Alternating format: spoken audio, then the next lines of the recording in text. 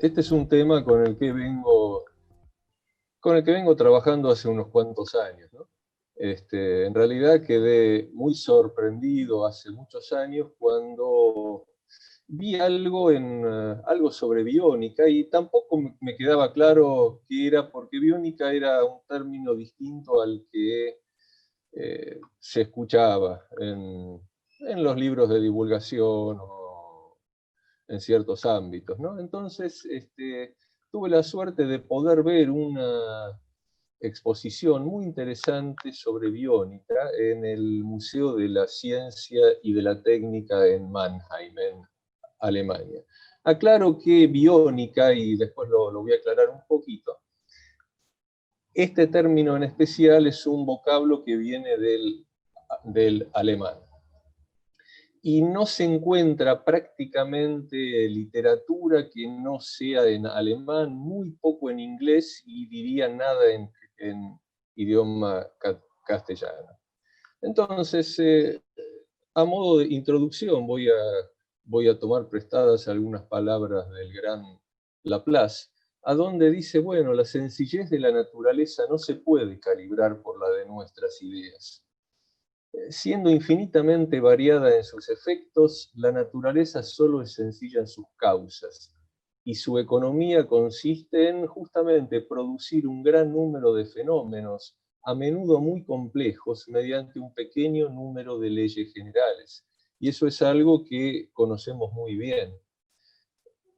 Bueno, voy a hablar entonces algo sobre biónica y un término que quizás es más común de encontrar en nuestra literatura, que es biomímesis, complejidad y diseño, y algunas cosas que vemos en la naturaleza que quizás no nos hayamos imaginado que podían estar, y otro tipo de eventos y descubrimientos eh, que nos hacen admirar a la naturaleza cada vez más. Voy a hablar algo sobre sensores, efecto fotoeléctrico, volar y nadar, el mundo de las abejas, que es algo que no me deja de maravillar, algo, algo sobre criopreservación, plantas, insectos, animales, hay muchas cosas que nos maravilla saber cómo lo hacen, y algo sobre virus, que es algo de bastante actualidad.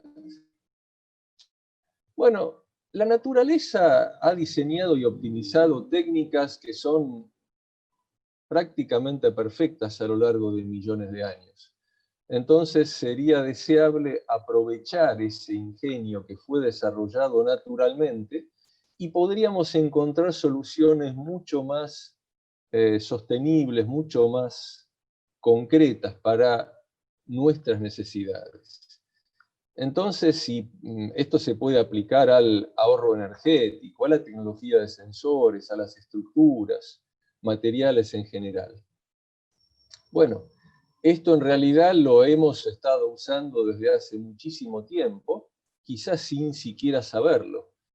Y como dije, biónica es un ámbito relativamente nuevo en la ciencia. Asocia biología y técnica, y de hecho de ahí viene la palabra. Bionic en alemán, Biologie, y de la palabra Technik. Bueno, en castellano hay un término que se utiliza también, que es biomímesis. Esto es bueno, es algo que se utiliza en la literatura científica o de ingeniería para hacer referencia a este proceso de entender y de poder aplicar a la resolución de nuestros problemas aquellos principios biológicos, materiales y de cualquier otra índole. Es decir, la naturaleza, el universo le lleva al ser humano millones de años en cualquier campo. Y algunos ejemplos notables que voy a mencionar sobre sistemas visuales, visión térmica, insectos y transmisión de datos. Hay algunos enunciados que, bueno, pueden sorprender realmente, ¿no? Alta tensión, delfines y ecolocalización, climatización y regulación de la temperatura. Hablando de sistemas visuales y de sensores, hace mucho que se viene trabajando y se vienen desarrollando sistemas ópticos omnidireccionales. Por supuesto que la naturaleza lo hizo muy bien. Acá voy a poner apenas el ejemplo de una mosca doméstica. Tiene ojos compuestos, que son ojos hemisféricos, que le permiten una visión panorámica. Sabemos que es muy difícil cazar una mosca, justamente porque ve prácticamente en cualquier dirección. Y eso es porque cada uno de estos ojos está compuesto, se denominan omatídeos, y cada uno de esos cada uno de esos, que tiene la mosca, por ejemplo, 3000 en cada uno de esos ojos, bueno, cada uno de esos están formados por una lente y un sistema captador de las imágenes. Y esto fue justamente lo que se hizo en los sistemas omnidireccionales. Utilizar muchos sensores, muchas pequeñas cámaras, y después hacer el procesamiento. Ese procesamiento no es sencillo porque hay que estar procesando muchos datos. Bueno, la mosca sabe cómo hacerlo, esto lo tienen muchos insectos. La libélula, por ejemplo, tiene algo así como 14.000 omatídeos en cada uno de sus ojos. Y lo que hacen es, quizá se quedan con la parte esencial de la información. No transmiten tantos colores, es decir, optimizan los datos que van a procesar para poder hacerlo, y muy rápidamente. Otro ejemplo maravilloso de insectos y transmisión de datos con señales luminosas modulados son las luciérnagas. Hay muchos tipos de luciérnagas distintas y se saben que obtienen la luz fría a través de quimioluminiscencia, es decir, son reacciones químicas a donde parte de la energía liberada se transforma en emisión de luz. Estas luciérnagas, que es un tipo de luciérnaga brasilera, tiene dos órganos luminosos y emiten pulsos individuales entre 4 y 50 Hz que se repiten periódicamente. Es distinto en el macho que en la hembra, y justamente sirve también para que se comuniquen y para que se atraigan. No solamente eso, sino que es algo propio de cada especie. Y dentro de cada especie hay algunas variantes también, y de hecho no solamente es para atraer a la pareja, digamos, sino para guiarlos a través de la noche oscura.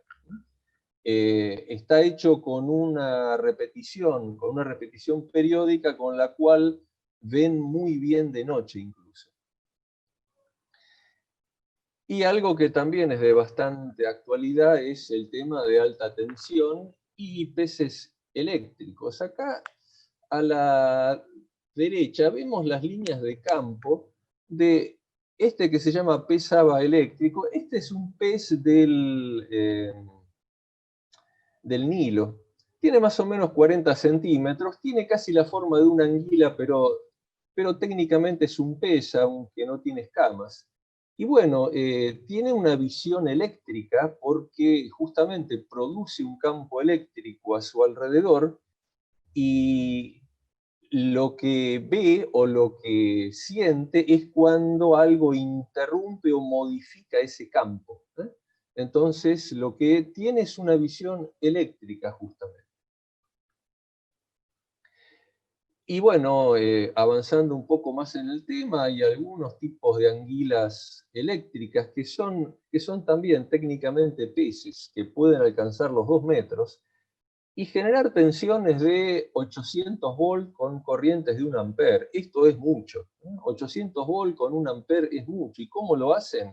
Bueno, tienen células especializadas que pueden producir aproximadamente 100 milivolts cada una. Y bueno, mediante neurotransmisores las hacen cargar en conexión paralelo y las descargan en serie.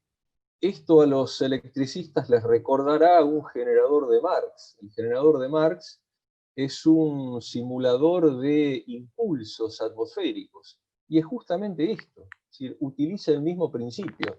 Seguramente Marx, cuando lo inventó, no habrá sabido acerca de la anguila, pero bueno, la naturaleza lo había hecho y lo había hecho mucho antes. Y solamente a modo de ejemplo, una pistola Taser, que hoy está tan de moda en algunos ámbitos, da 19 pulsos por segundo. Una anguila puede dar 400 pulsos por segundo. Y alguna cosa interesante de la anguila, ¿por qué no se electrocuta? Porque lo hace tan rápido que no le hace nada. Y lo otro, no es solamente para atacar una víctima, sino para encontrarla y atontarla. Porque muchas veces cuando hay alguna víctima o estima que hay una víctima en un hueco o algo así, empieza a hacer descargas. Las descargas atontan a la víctima, producen alguna parálisis en el sistema neurológico y finalmente es una presa fácil. Es decir, es lo mismo que se busca con estas pistolas. Delfines y ecolocalización, esto también es algo que se conoce y muy bien. El delfín es un nadador muy rápido, me voy a referir a él algo más tarde, y tiene un sistema de posicionamiento por ultrasonido. También inventamos el ecosonda, todo eso, pero la naturaleza lo había hecho mucho tiempo antes. Y le permite maniobrar en el agua moviendo la cabeza. Con eso, bueno, puede localizar objetos delante o a sus costados, y con esos movimientos de cabeza, bueno, él genera señales de ultrasonido, rebotan, los vuelve a retomar y así puede saber muy bien hacer una especie de mapa tridimensional de ecolocalización. Climatización y regulación de temperatura. Bueno, acá podríamos hablar de abejas, podríamos hablar de avispas, y logran en el ámbito de su panal o de sus nidos una climatización prácticamente perfecta. En las colmenas pueden mantener una temperatura casi constante, más o menos algunas décimas de grado, a lo largo de todo el año, independientemente de las temperaturas externas que pueden ser muy extremas. Esto es necesario para poder almacenar alimentos y para el cuidado de las larvas. Este sistema de celdas hexagonales, y esto lo sabemos hace mucho, es un excelente ejemplo de la distribución espacial con el uso óptimo de materiales. Esto, por ejemplo, acá este es un nido de unas termitas que pueden tener 2 o 3 metros de altura también. Tienen un sistema de ventilación pasiva que asegura temperatura y unidad uniforme todo el año. Y en lugares de una humedad muy alta.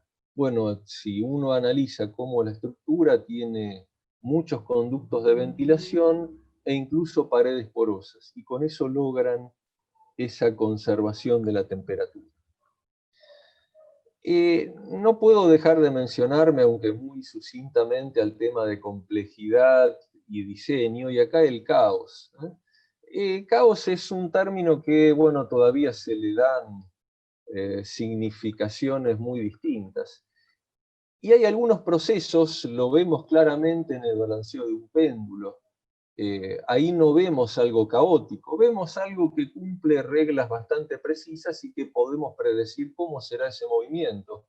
Pero cuando se trata de una roca que cae por la ladera de una montaña o el rompimiento de olas, bueno, parece que eso no sigue algunos patrones. Pero esas variaciones que parecen tan aleatorias no lo son tanto. Y acá me voy a decir, este término caos ha ido pasando por distintos significados, aún hoy lo tienen, pero el que le dio el concepto claro fue Lorentz. Edward Lorenz era un meteorólogo, tiene un libro muy interesante que se llama La esencia del caos. Él estudió los fenómenos meteorológicos y así fue como se le dio el significado que hoy, con el que hoy se conoce.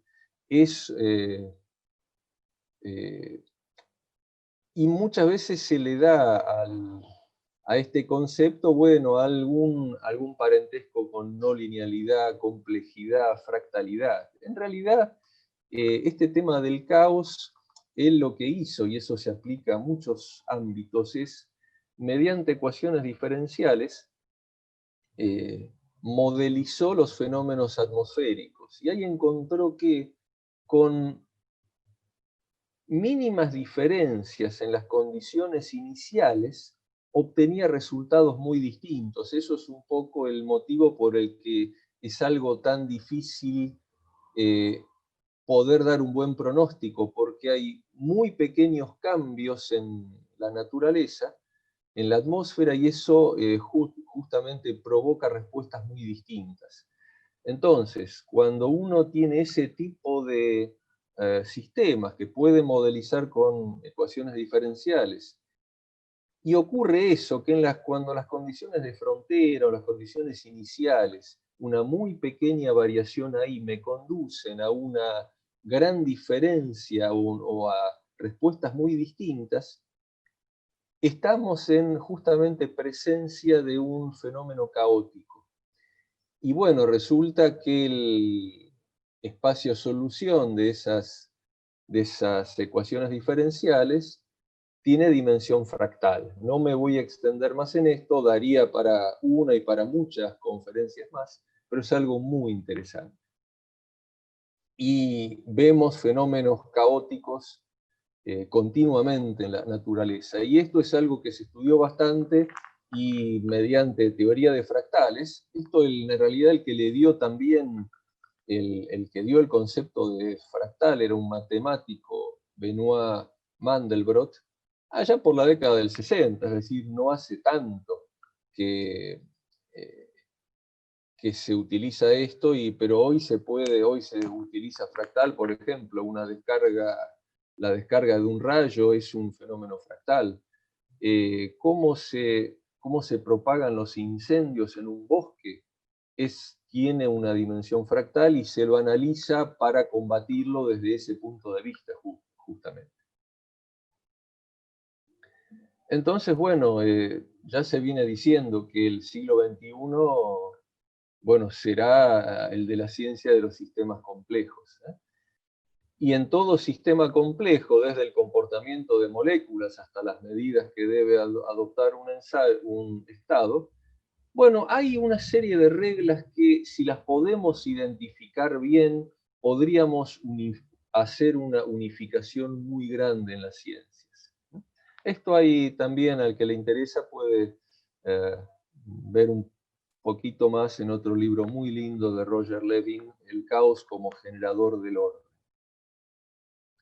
Y ahora algunas cosas, bueno, algunos inventos que hemos hecho y que por ahí no podemos creer que el hombre lo haya hecho inspirándose en la naturaleza, o quizás sí. La costura es un arte que tiene más de 20.000 años, ¿eh?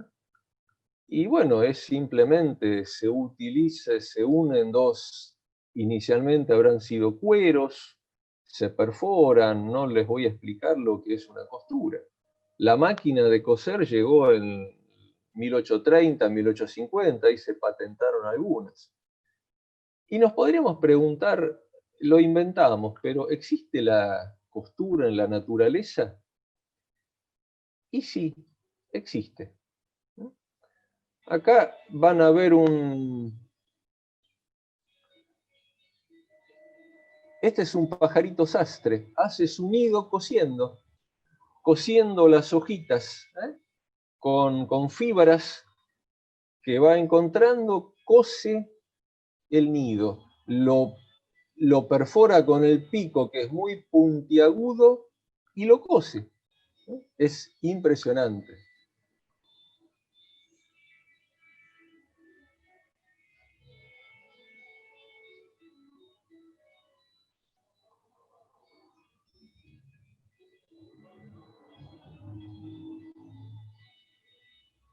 Ahí tienen cómo con esas fibras que encuentra va cosiendo el nido. ¿Mm?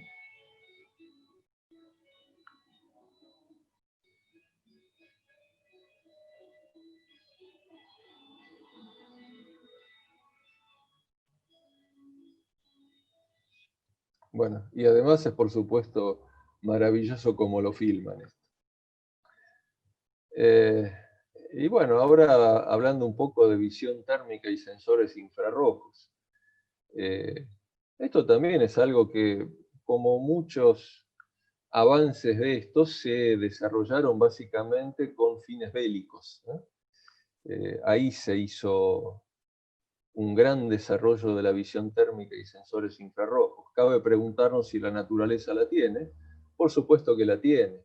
La serpiente de cascabel tiene unos órganos sensoriales infrarrojos. Esos están entre las fosas nasales y los ojos.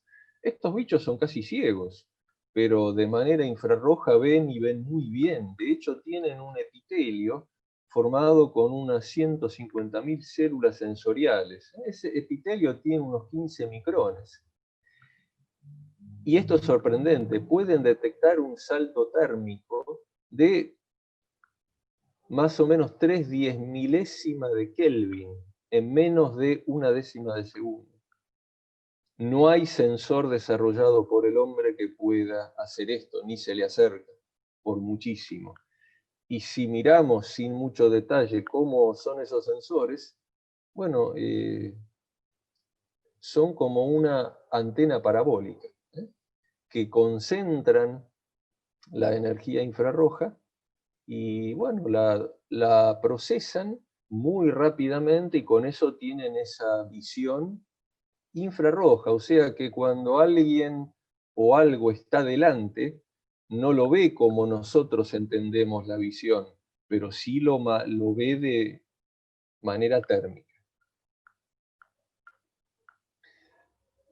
Bueno, dije que iba a hablar algo de estructuras, árboles, raíces. Algo que yo me pregunté muchas veces es por qué ocurre que las palmeras, perdón, resisten fuertes tormentas y otros árboles como los pinos no. Bueno, si hay maestros de la ingeniería de las estructuras son los árboles. Y las palmeras, aunque parecen frágiles, son más resistentes que otros árboles. Y la estructura funciona de manera similar a cómo se construyen los edificios sismoresistentes. Es decir, no se busca mayor rigidez, sino de poder absorber y eliminar el exceso de energía mediante elasticidad. Entonces, ese tronco está formado como un cable, mediante una estructura densa, así de pajitas, como un cable. Y las raíces, en lugar de ser muy largas y pocas, tienen muchas raíces más superficiales y densas. Es decir, que están sacrificando tamaño por cantidad. Y las hojas son inteligentes también, digamos, no tienen ramas que se extienden ampliamente, porque eso ofrecería mucha resistencia al viento. Tienen hojas grandes con una espina dorsal flexible, central, como enormes plumas. Y bueno, de hecho en algunos países, por ejemplo en Estados Unidos, se utiliza mucho la madera para hacer postes de alta tensión, se utilizan palmeras, no otros árboles.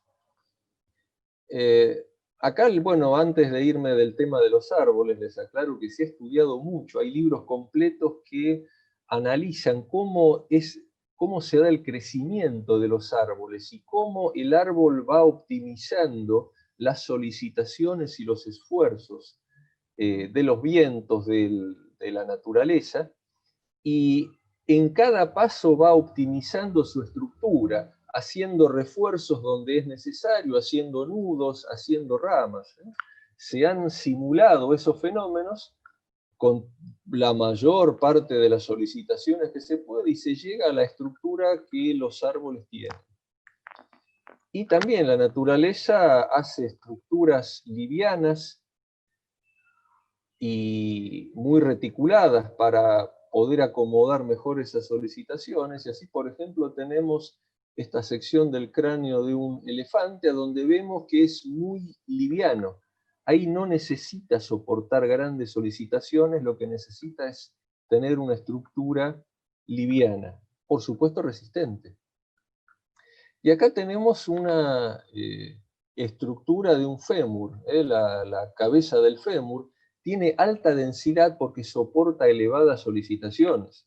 No nos olvidemos que el fémur es el hueso más resistente, más fuerte que tenemos en el cuerpo humano. Un fémur podría soportar de manera estática prácticamente el peso de 4 automóviles, es decir, 5 o 6 mil kilos y más, de manera estática. Y lo que es notable es que si un hueso se fractura y hay que utilizar piezas de osteosíntesis para estabilizarlo, bueno, acá los cirujanos ortopedistas siempre rezan porque se forme el callo. Porque si no se forma el callo, por ejemplo, en esta placa que muestro acá, si no se forma el callo, lo más probable es que esta placa se rompa. O se rompe la placa o se rompe algún tornillo. No, no hay material de una pieza de osteosíntesis que pueda tener la resistencia y más que nada la resistencia a la fatiga que tiene el hueso.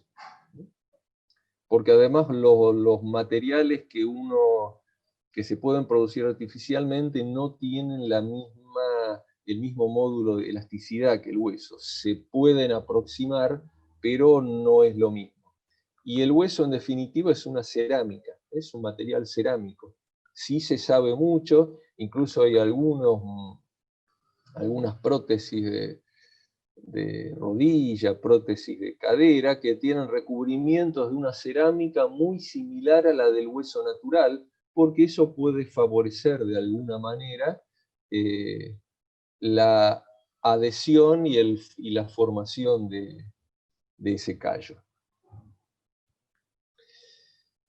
Efecto fotoeléctrico. Bueno, sabemos que Einstein logra el premio Nobel por el descubrimiento del efecto fotoeléctrico. ¿Y está en la naturaleza? Y sí. Hay un avispón, había algo que los investigadores no podían entender. Estos avispones, en general los avispones cuando están al sol no son muy activos, pero este en particular es mucho más activo al sol intenso que cuando no hay sol. Entonces empezaron a buscar otra cosa y vieron que tiene una capa de un material fotoeléctrico. Tiene células solares en su exoesqueleto que están integradas, obtiene energía eléctrica directamente a partir de la luz solar. Y esto era una novedad. Claro que los especialistas en nanotecnología están tratando de descubrir cómo es. En realidad son unos pigmentos, pero de una estructura extraordinariamente compleja y están tratando de ver, si bien tienen un rendimiento muy bajo, pero bueno, se da en la naturaleza y se está tratando de ver cómo está formado.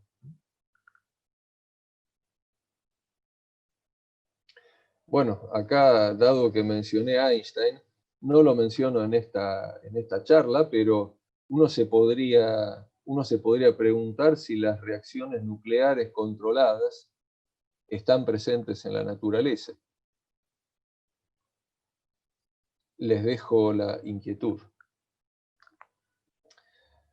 Aprendiendo a volar, que el hombre se inspiró en las aves para volar no es ninguna novedad, pero que nos siguen asombrando muchísimo tampoco es una novedad. Y acá esto es un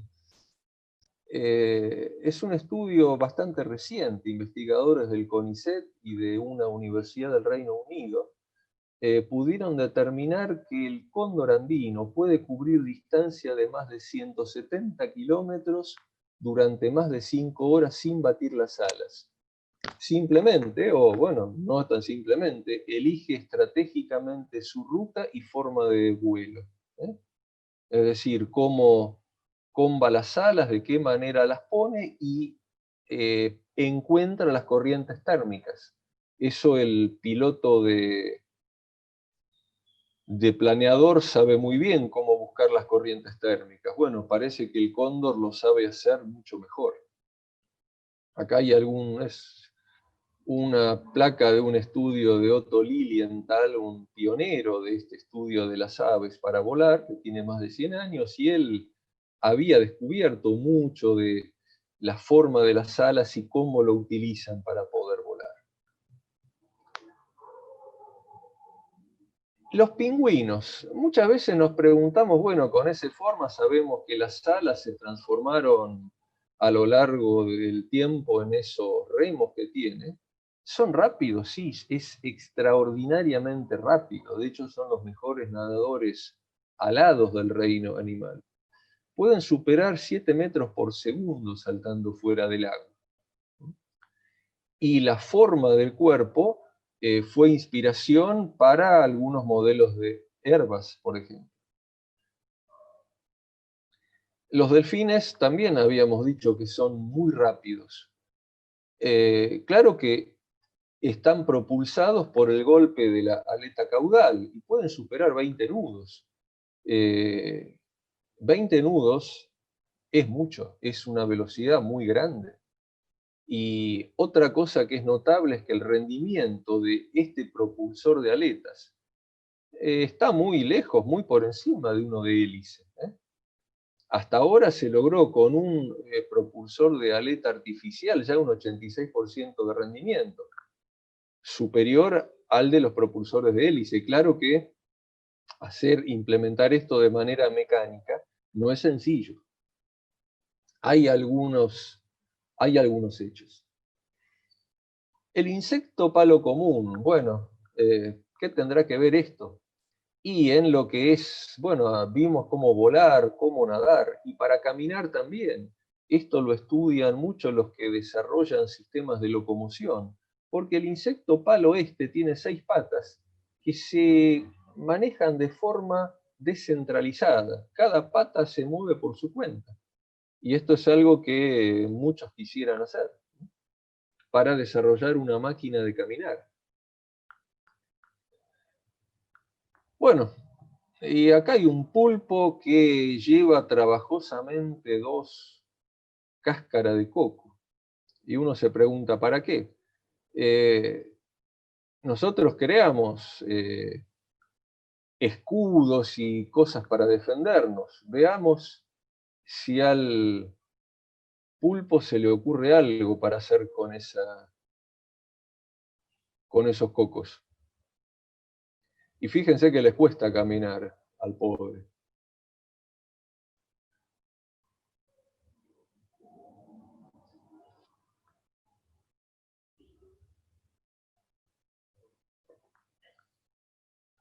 Pero cuando detecta algún peligro,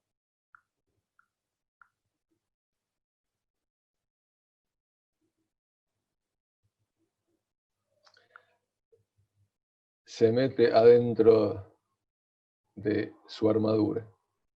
Se sabe que los pulpos son muy inteligentes.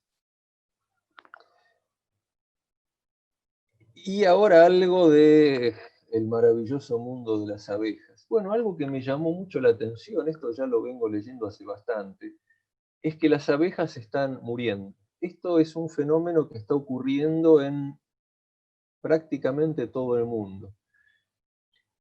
Y es un tema muy preocupante porque si bien no son las únicas las abejas, pero el 90% de la polinización por un vector animal se lo debemos a las abejas. Es decir, que si no hay abejas, no hay polinización. y los factores son múltiples. El uso de pesticidas y venenos en el medio ambiente, un ácaro que se llama varroa y los virus que éste transmite, pero más que nada la falta de una alimentación adecuada. Esto está llevando a la malnutrición a las abejas, porque hay disminución en cantidad y variedad de flores silvestres.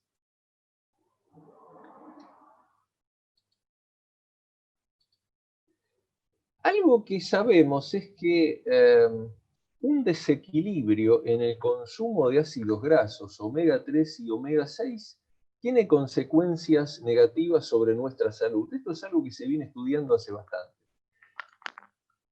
Bueno, y nos preguntamos, ¿esto tiene algo que ver con las abejas? Sí, tiene, porque la existencia de menos flores silvestres reduce las opciones para escoger una dieta balanceada y sufren cognitivamente por la falta de ácidos omega 3.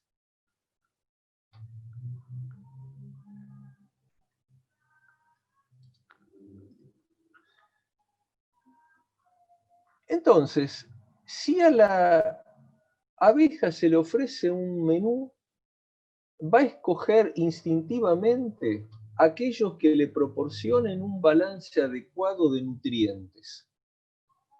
Y para la producción de miel utiliza el néctar, que es la materia prima para la miel, y el polen lleno de proteínas, ácidos grasos, con lo cual alimentan a las larvas y producen jalea real y otros nutrientes.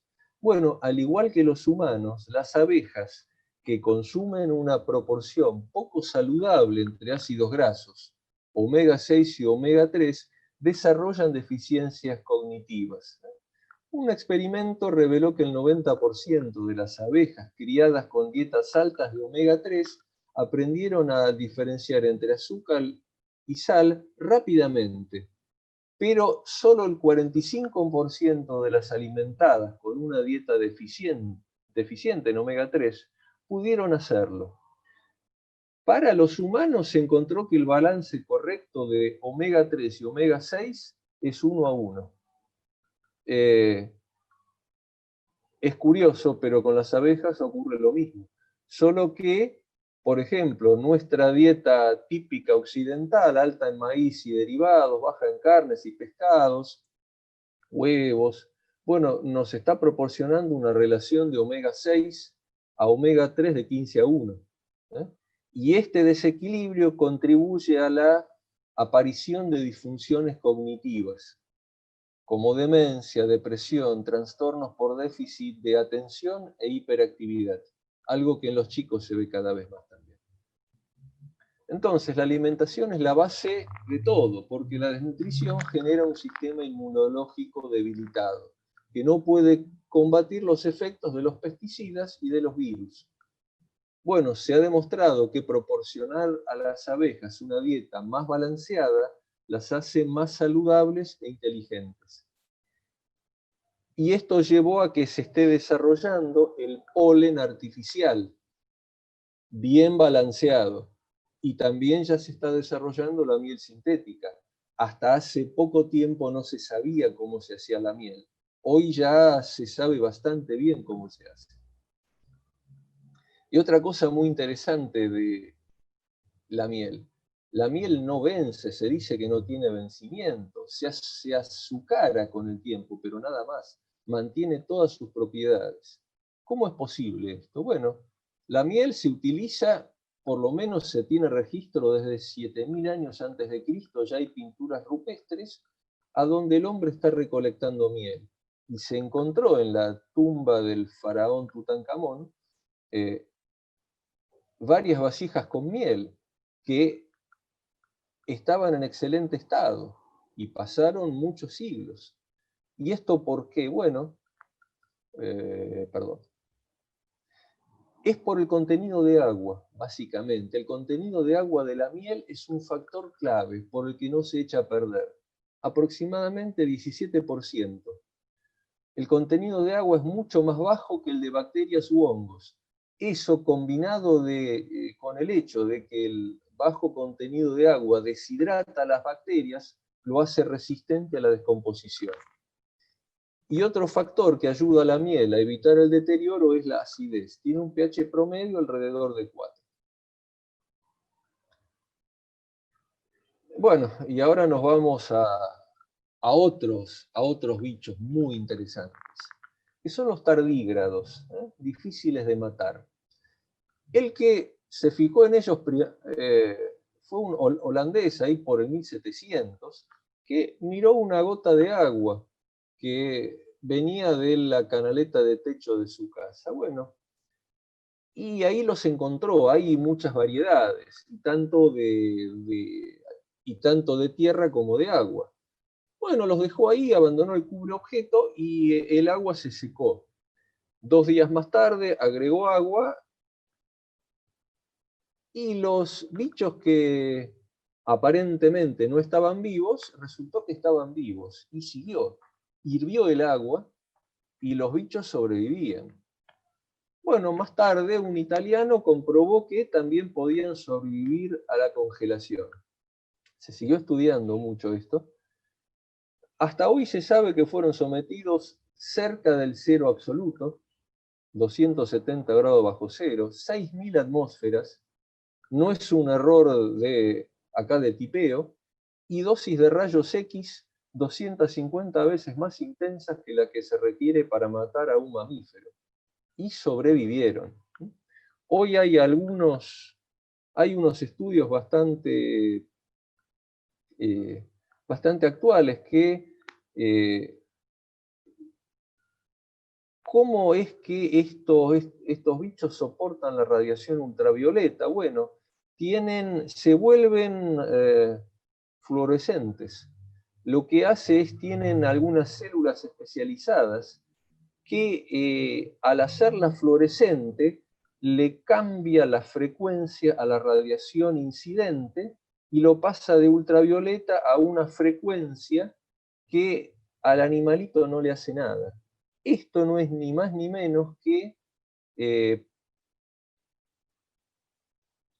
el recubrimiento que hay en un tubo fluorescente interno, ese recubrimiento de fósforo, hace eso. Es un transformador de frecuencia que lo pasa, en el caso del tubo, de ultravioleta a una frecuencia visible. Bueno, acá el animalito lo lleva de ultravioleta a una frecuencia que no le hace mal. Bueno, se conocen unas 700 especies de tardígrados. Estos están en toda la Tierra, desde el Himalaya hasta la mayor profundidad en la fosa de las Marianas. Incluso se los ha encontrado en los ojos de los volcanes. En los ojos de los volcanes activos hay ácido sulfúrico, hay mucho azufre y ácido sulfúrico. También se la aguantan en el ácido sulfúrico. Pueden estar 120 años sin agua. Son capaces de reducir a cero su metabolismo. Y aparentemente están muertos. Bueno, no lo están. Y lo que es muy interesante es ¿qué pasa con el congelamiento? Bueno, lo que hacen es mantener sus estructuras intracelulares intactas, en particular las membranas celulares. Entonces lo que se observó es que antes de detener su metabolismo, disminuyen el nivel de humedad e incrementan rápidamente el de un azúcar. El de un azúcar que se denomina trealosa. Y al sustituir el agua por esta trealosa logra mantener intacta la estructura, porque esto cuando se congela hace una estructura cristalográfica que ocupa exactamente el mismo volumen que la membrana tenía antes. Si tuviera agua se rompería, con este azúcar no. Y esto es ni más ni menos que lo que se estudió y con lo que se pudo hacer la criopreservación de células. Esta criopreservación de células que hoy se hace está basada en lo que se sabe de este animalito. Y acá digo, podemos afirmar, hay vida en la Luna y en Marte. ¿Por qué? Bueno, porque hubo misiones que fueron a la Luna y a Marte que llevaron tardígrados. Entonces, seguramente hay vida en la Luna y Marte. Quedaron ahí y seguramente no se murieron todos. Avanzando un poco más, bueno, el reino, la naturaleza evidentemente nos puede enseñar mucho. Las abejas, cómo hacen para producir alimentos y nosotros no hace tanto que detectamos el tema, por ejemplo, de la relación ácidos grasos. Sabe mucho más que nosotros de alimentación y optimización y nos podrá ayudar a prevenir enfermedades como el cáncer. Sí, algo que se está estudiando es cómo el elefante lo hace. El elefante, por supuesto que tiene mucho más células que nosotros, pero se sabe que es muy raro que un elefante muera de cáncer o se enferme de cáncer. Se estudió y se vio que tiene un gen que codifica una proteína que lo hace muy resistente. Y ese gen está mucho más desarrollado, mucho más presente en los elefantes que en los humanos. Eso es algo que se está estudiando mucho, ¿no?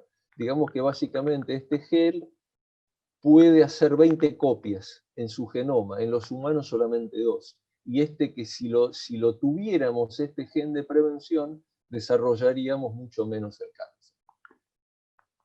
Bueno, y ahora que estamos en época de COVID y de virus, cuando comenzó esto, allá por marzo, íbamos en el auto con mi señora, con los chicos, y en la radio uno ponía la radio y no se escuchaba más que del COVID y de los virus. Entonces los chicos, claro, preguntaron, si los virus son malos, ¿por qué existen? ¿Qué pregunta? Bueno, ahí solamente llegué a responder que en la naturaleza hay un sabio equilibrio y que algún motivo debe haber. Mientras tanto, bueno, pensaba hay un libro muy lindo que se llama Microcosmos, de Margulis y Sagan. Margulis es Lynn Margulis, es una física, era la esposa de Carl Sagan, y este Sagan es Dorian Sagan, es el hijo. Han escrito muchos libros juntos.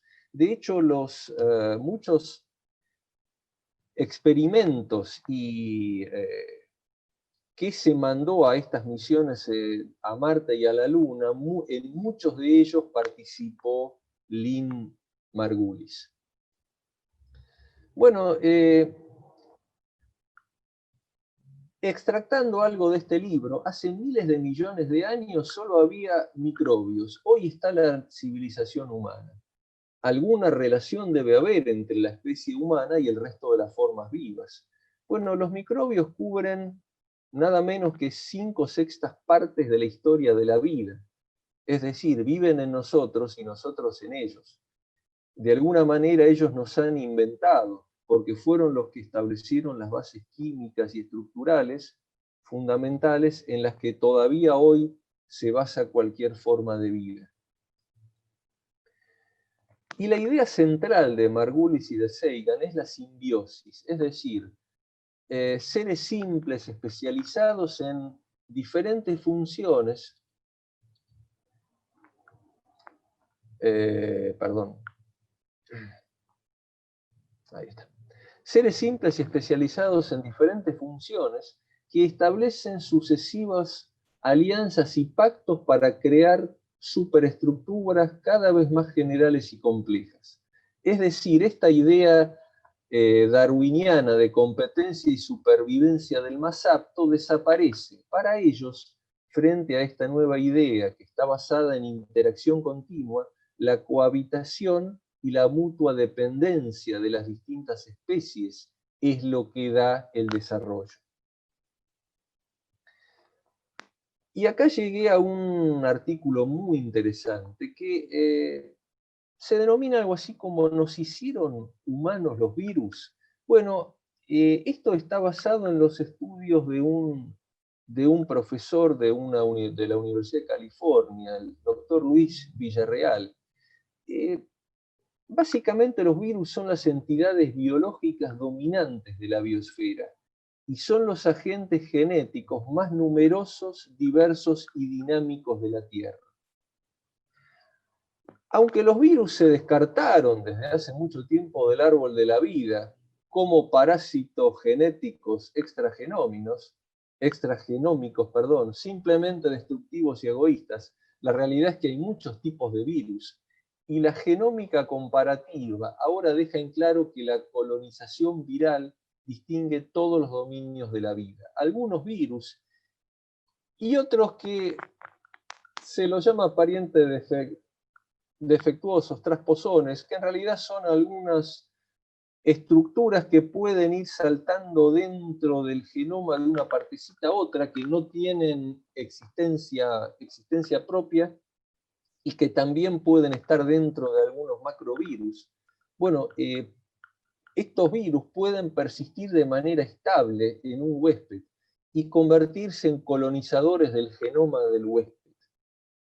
De hecho, hay cosas que no se pueden explicar en la naturaleza, si no es a través de los virus. Por ejemplo, la existencia de las células eucariontes, es decir, con núcleo. Los investigadores pueden explicarlo a partir de los virus, si no, no lo pueden explicar. Es decir, que la capacidad del virus para persistir es un evento transformador para la supervivencia y de la población del huésped y requiere mecanismos y estrategias específicos. Estos mecanismos derivados de virus justamente proporcionan nuevos mecanismos de inmunidad e identidad para el huésped, y eso es lo que se está estudiando para ver cómo luchar contra los virus malos, digamos. Pero son los mismos virus los que hoy nos están dando la llave en cómo hacerlo. Ellos lo han hecho a lo largo de miles de millones de años. Entonces, ahora se rastrea cómo los virus han contribuido a la supervivencia del grupo de huéspedes, desde las bacterias hasta la evolución social humana. Al principio de esta pandemia se había dicho, bueno, el virus nos toma como huésped, pero esto va a ir adaptándose y no nos va a matar a todos, porque si no se mueren ellos también.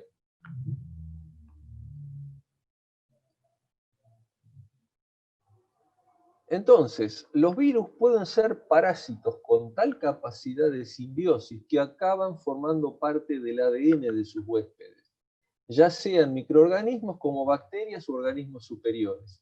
Y esta invasión ha sido la causa de una gran parte de las mutaciones adaptativas que se han dado en los últimos 500 millones de años, como la aparición de la placenta, indispensable para la reproducción de los mamíferos, es decir, así como mencioné las células eucariontes, bueno, también se estima que fueron los causantes de que haya aparecido la placenta. Y las últimas investigaciones relativas a los virus restan además importancia a la competición entre genes como motor de la evolución. Bueno, ahora dejando ya los virus de lado, algo más de la naturaleza desde el punto de vista de la miniaturización, por ejemplo, y otros usos que le podemos dar a los elementos naturales. Esta es una foto que me gustó mucho, es de una hormiga, pero más que por la foto de la hormiga, que uno en general no la puede ver así, esto es un microengranaje, es decir, podemos hacer con microtecnología engranajes de esta magnitud, es simplemente como comparación. Acá hay un micromotor y ahí apoyado sobre el micromotor hay una diatomea. Las diatomeas son organismos eucariontes, es decir, como eucariontes, que es una célula con núcleo, de un tamaño que va entre 10 y 200 micrones. Para situarnos, por ejemplo, el espesor de un cabello humano es del orden de 50 a 60 micrones. Y estas bolitas con pinches, como las vemos acá, que en realidad es una alga fosilizada, bueno, tiene muchas utilidades. ¿Qué tiene que ver las diatomeas con las hormigas? Bueno, una de las características que tienen las diatomeas es que tiene una pared extracelular de sílice. Por lo tanto, es un insecticida muy eficaz, porque si se espolvorea tierra de diatomeas por donde pasan las hormigas, van a pasar, se van a lastimar y no van a pasar más, porque además es muy higroscópico la tierra de diatomeas, entonces le va a quitar los fluidos esenciales y las hormigas se mueren. Entonces, es un insecticida que actúa de forma mecánica. Los insectos no pueden generar resistencia. Como es un alga, en realidad, es biodegradable, no deja ningún residuo tóxico. ¿Y se usa para alguna cosa más? Sí, se usa para muchas cosas. Como fertilizante, aporta micronutrientes. Aditivo en piensos animales, en los alimentos balanceados para los animales, es aprobado por la Comunidad Europea en cosmética, por ejemplo, es un abrasivo suave que se usa en dentífricos. Material de filtración, y acá uno cuando lo quiere comprar, tierra de diatomeas, es donde venden materiales para la filtración, porque la granulometría es idónea para ese fin. Como dije, es un agente higroscópico muy notable y de hecho hay que manipularlo con mucho cuidado, no con la mano sin guantes. También se utiliza para producir biodiesel, indicador de calidad ambiental y otros muchos usos. Inventamos la pinza y acá tenemos una pinza humana y una pinza animal. Bueno, sí, habremos inventado la que está ahí, pero la naturaleza lo hizo. Esta es de una hormiga león, es la mandíbula de una hormiga león. Es una pinza. Y la navaja suiza, sí, también la navaja plegable, tenemos la pata de un escarabajo, el escarabajo estérido, que tiene exactamente la misma forma. Y bueno, ahora vamos a ir yendo ya hacia el final de la charla. Esto quiso ser simplemente una mera presentación de estas cosas. Como ven, es un ámbito infinito si uno lo quiere abordar. Y se está usando esto más allá de una curiosidad como la estoy presentando. Sí, hay algunas empresas que lo están usando. Hay ingenieros de desarrollo de automóviles de alta gama, en Daimler-Benz, a donde la aviónica es algo de su trabajo cotidiano. En Clarín hace poquito apareció una noticia del auto biónico. Mercedes-Benz está trabajando hace 15 años en esto. Claro, hubo cambios en el medio, ahí lo habían hecho con motor de combustión interna, hoy lo están volcando al motor eléctrico con hidrógeno, pero este auto se basó en un pez, en su forma. Y con esto se aborda entonces la forma, reducción de peso, estabilidad, seguridad en choques y dinámica de conducción. Y el pez en el que se inspiró es el que se denomina pez cofre, también hay muchas variantes. Abajo tienen una simulación computacional que a pesar de ser bastante anguloso, bastante angular, es muy fluidodinámico. Y esto llevó a este auto. Este auto acá tienen las dimensiones, el consumo a 100 kilómetros por hora, 2,8 litros, y un coeficiente aerodinámico 0,19. El del pez es mucho menor. Es decir, el del modelo era 0,095 y el del pez 0,06. Hoy los autos tienen un coeficiente aerodinámico de entre 0,25 y 0,4. Los SUV comunes están arriba del 0,35. Recordemos que un coeficiente aerodinámico de 1 es una placa de 1 metro cuadrado de manera transversal puesta contra el flujo. Pero, bueno, algo que se ha utilizado también. Acá se está transfiriendo el conocimiento del crecimiento natural. ¿Qué es esto a la forma de la carrocería? Una cosa que no podemos hacer es que las estructuras acompañen al crecimiento. La naturaleza lo hace y lo hace muy bien. Algunos, no sé, insectos como las cucarachas, bueno, tienen un exoesqueleto que cuando les queda chico lo cambian y con la quinina que tienen forman otro exoesqueleto. Pero otros animalitos como los caracoles, por ejemplo el Nautilus, que inspiró a Julio Verne para hacer el submarino, no, esa caparazón va creciendo con el tiempo, va incorporando sales calcáreas y otros componentes. Entonces lo que se hizo acá fue cómo escalar el modelo manteniendo de la mejor manera posible esas proporciones, como lo haría la naturaleza. Fueron también viendo cómo la naturaleza iba escalando al pez a lo largo de su desarrollo. Bueno, y ¿en qué más? Esto ya para ir terminando, ¿en qué más miramos cómo la naturaleza lo hace? Veamos este videíto. Esto es del Boston Dynamics. Esto es un spin-off del MIT. Esto es algo que existe, aunque nos parezca. Alcanza velocidades notables.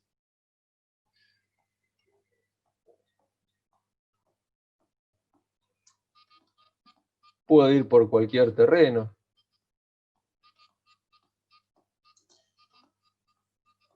Subir escaleras, bajar escaleras. Tienen cámaras que ven a 360 grados.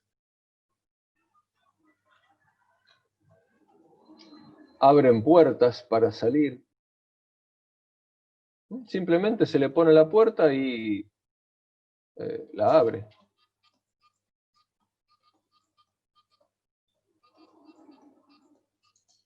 Puede llevar 14 kilos. Tiene una protección muy elevada, IP54.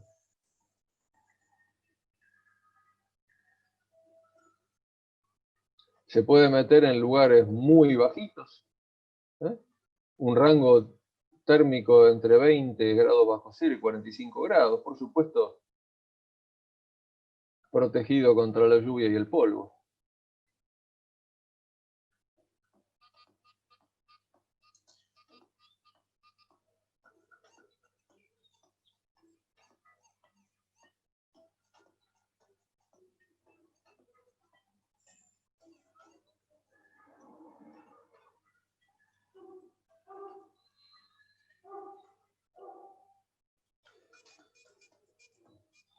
Bueno, es asombroso realmente. Y acá uno más de esto parece futurista y lo es, pero esto existe.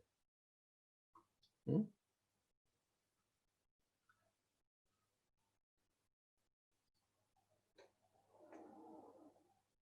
Si se preguntan si hay una persona adentro, no, no hay una persona adentro.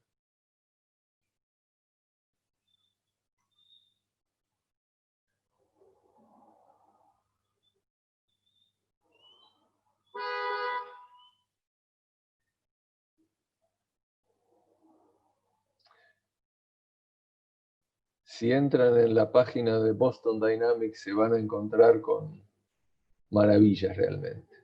Y bueno, para terminar ya algo de Eddington. Eddington fue un físico matemático inglés injustamente olvidado hoy, eh, quizá del estilo de Humphrey Davy, pero que decía que, bueno, hemos encontrado una extraña huella en las playas de lo desconocido. Hemos elaborado profundas teorías una tras otra para explicar su origen.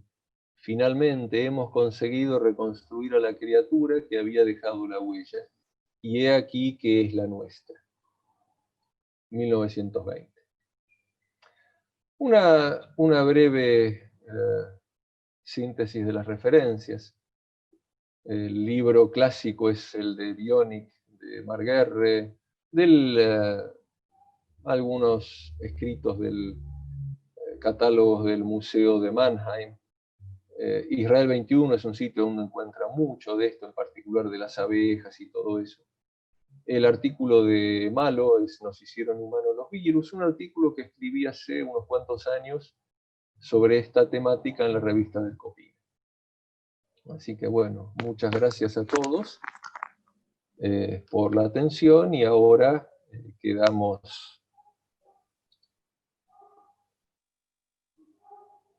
Bien, Marcelo, muy interesante. Te voy a pedir, por favor, entonces, que deje de compartir la pantalla, así nos podemos ver. ¿Cómo no? Muchas gracias.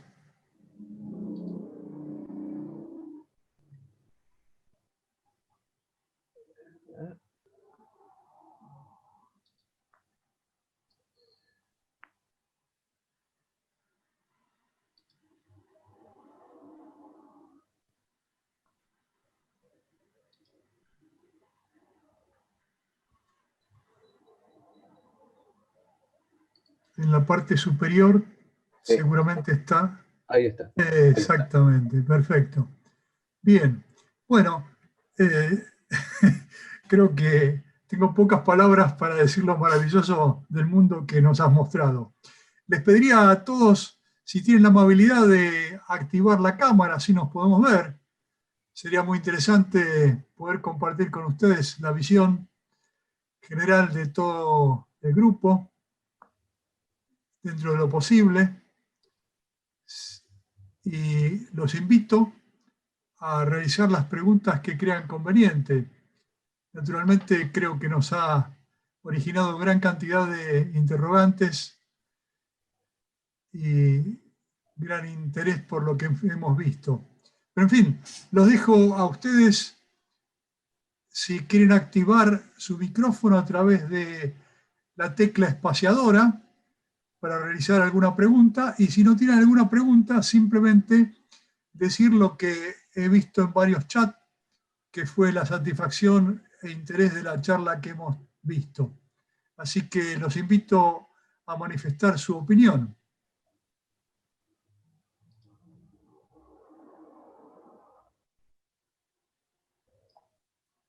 Bueno, os los dejé sin palabras. Supongo que alguna opinión tendrán, así que los invito a que sea simplemente a decir que les gustó o directamente díganle que no les gustó para nada. En fin. Además veo varias caras No, conocidas, así que no, simplemente agregar que, bueno, son cosas que, sí, lo que comentan ahí, uno queda perplejo, uno no se imagina cómo encuentra estas cosas en la naturaleza. Nunca me lo hubiera imaginado que se relacionaban así las cosas. La verdad es que quedé impactadísima, interesantísima la charla. Me encantó. bueno, Muy gracias bueno, muchas Mariana. gracias. Gracias. Sí, excelente charla realmente.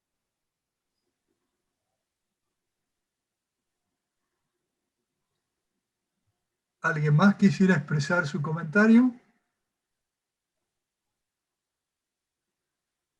¿Qué tal? No, una muy linda charla y una forma diferente de ver lo que normalmente estamos acostumbrados a ver desde la especialidad de la ingeniería.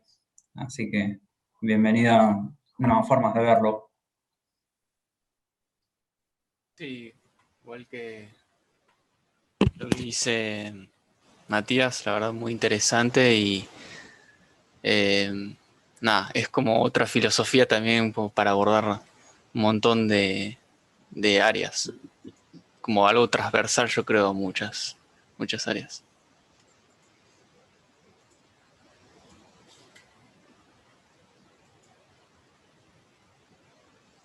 Bueno, Así si que esto... buenísima la charla.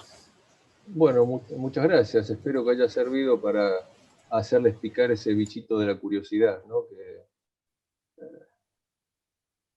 la verdad es que cuando me pongo a preparar una clase o algo con esto, tengo que empezar a limitarlo porque si no, no termino más. Voy descubriendo constantemente nuevas aplicaciones y nuevas cosas. Y es algo que hay pocas universidades en el mundo que lo incorporaron a sus carreras. Yo lo incorporé en la materia que dicto en la UBA en tecnología como una clase. pero uno ve en Alemania muchas facultades, en muchas carreras de ingeniería está. Pero uno no lo encuentra esto, y realmente es un ámbito muy, muy fructífero para el desarrollo y para la investigación. Hay, Perdón. ¿Hay aquí en Argentina alguna universidad que esté investigando puntualmente algunas cosas de estas? No que yo sepa, directamente aplicándolo así, no. Al menos yo no lo conozco. Digamos, hay bioingeniería, pero no desde este punto de vista.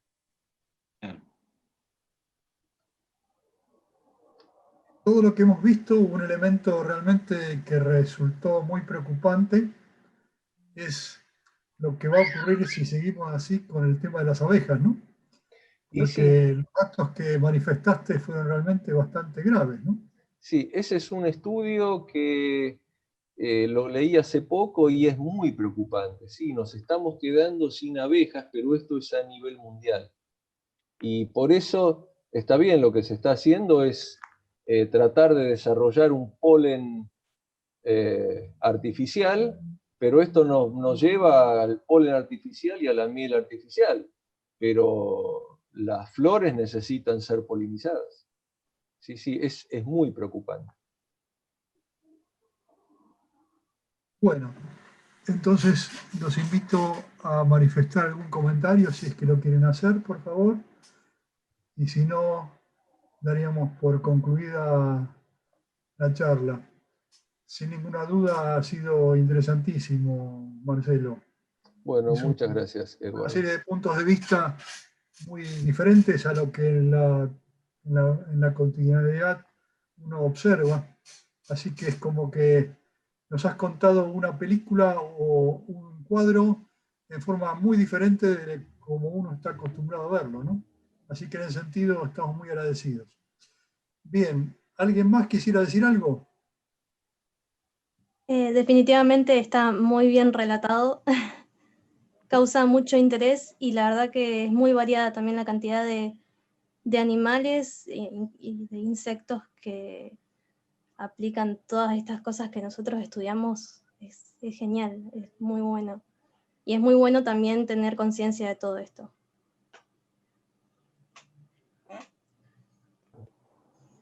Bueno, entonces, si no hay más comentarios o preguntas, te voy a pedir, Marcelo, que te despidas.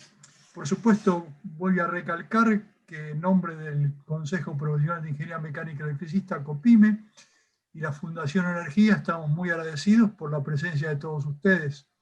Y naturalmente por la oportunidad que nos has dado, Marcelo, de poder asistir a esta conferencia tan interesante.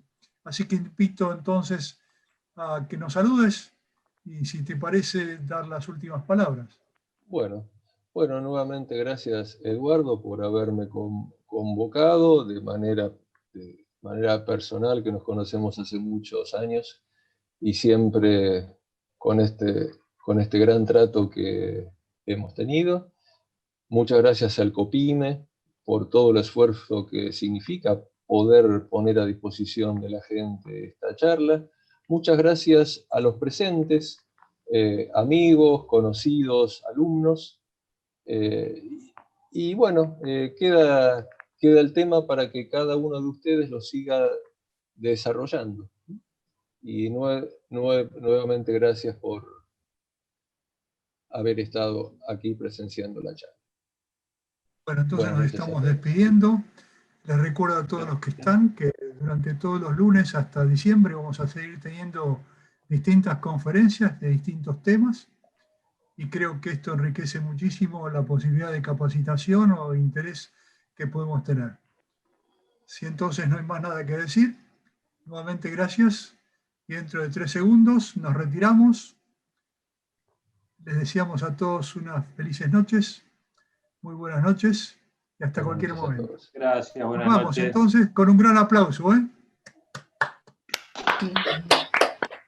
1, 2, 3, gracias y buenas noches. Buenas noches. Buenas noches.